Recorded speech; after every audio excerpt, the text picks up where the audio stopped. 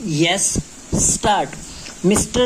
Deputy Speaker, this is a measure which we think is being rushed through the House in an atmosphere of mystery, full stop. Even the Honorable Member who has been associated with the Public Accounts Committee for such a long time and who is now the present chairman of the PAC has put forward his view very eloquently to tell us how this is a matter of great complexity and is sought to be rushed through without proper details being made available to the members of parliament, full stop.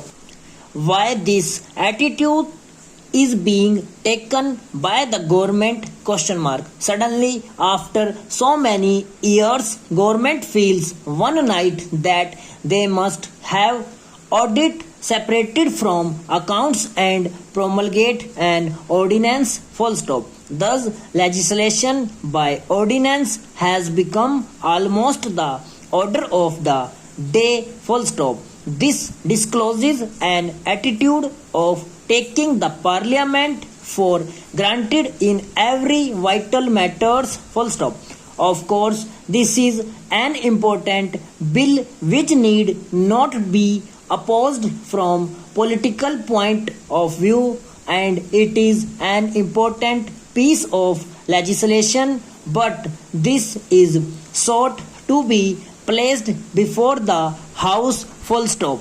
They think they can pass any legislation they like so long as the present composition continues and they need not take parliament into confidence, full stop. This is our basis charge, full stop. We are being asked to give our thoughts to a piece of legislation which requires very thorough study, full stop. The minister may be happy with the bureaucratic advice he receives, full stop. They do not realize what its full implications are, full stop. These are quite satisfied with the bureaucratic advice they get, full stop.